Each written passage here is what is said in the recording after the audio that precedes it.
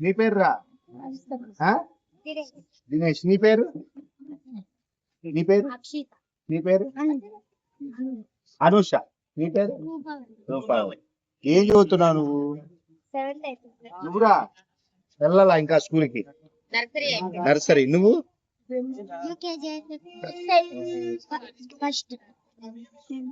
Tenth చదువుతున్నావా? ఎందుకు dull గా ఉన్నావు? స్మైల్ ఎంత అందంగా ఉన్నావు తెలుసా? మహాలక్ష్మి లాగా ఉన్నావు నవ్వుతుంది.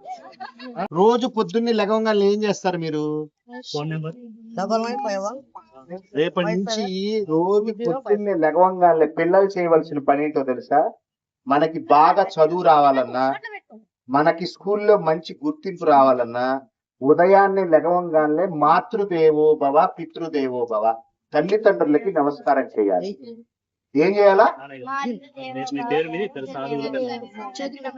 చెప్పండి? మాతృదేవో భవ పితృదేవో భవ గురుదేవో భవ. ఎప్పుడైతే మీరు ఈ పదాలని ఉదయం లెగవంగానే ఇలా నమస్కారం పెట్టుకొని మాతృదేవో భవ పితృదేవో భవ గురుదేవో భవ అని నమస్కారం చేస్తారో మీరు ఖచ్చితంగా మీ స్కూల్లో మీరే మంచి మొదటి ర్యాంక్ లో ఉంటారు. కావాలంటే పరీక్షించుకోండి. ఇప్పుడు ఎగ్జామ్స్ అయిపోయింది, మళ్ళీ రీజాయినింగ్ ఉంటారు కదా. రేపటి నుంచి మీరు ఇంటికి వెళ్ళంగానే రోజు నిద్ర లెగవంగానే తల్లిదండ్రులకి నమస్కారం చేయాలి. మన ధర్మం అది. ఏంటది? మన ధర్మం అది. ఓకేనా? గుడ్ మార్నింగ్లు షేక్ హ్యాండ్లు ఇవ్వటం కాదు. ఎవరికైనా సరే పెద్దవాళ్ళు అవ్వకంటే నమస్కారం పెట్టాలి. ఇప్పుడు మీకంటే పెద్దవాళ్ళు ఎవరున్నారు మీ ఎదురు? నేనేనా? నమస్కారం పెట్టండి అందరూ. అది షేక్ హ్యాండ్ ఇవ్వటము, థ్యాంక్స్ చెప్పటం ఇది మన సంస్కృతి కాదు.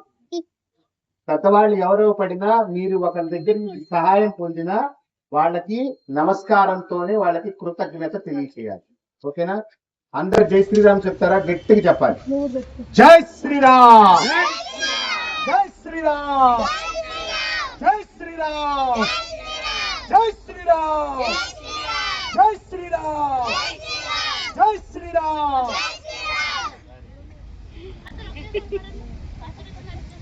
తీసుకోండి, కూర్చోండి, కూడా కూర్చోండి.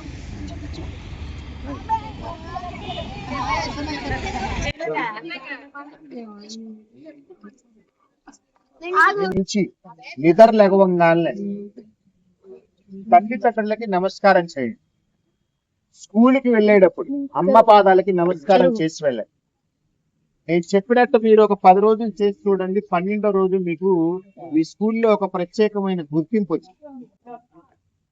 మీ ప్లేస్ లో ఒక తేజస్సు వచ్చింది. దక్షిణామూర్తి అనుగ్రహం ఉంటుంది. బాగా చదువుకుంటారు. సరేనా? పెన్నులతో మంచిగా రాయాలి.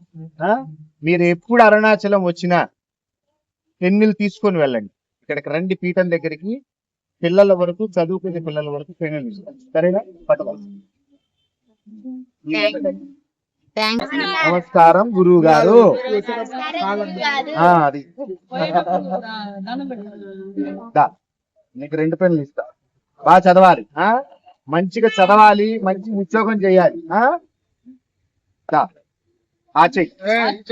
నువ్వు అన్న వేరే పని చేయకూడదు. నువ్వు నవ్వుతే 2 పెన్నులు ఇస్తా. నువ్వు నవ్వుతే 2 పెన్నులు ఇస్తా.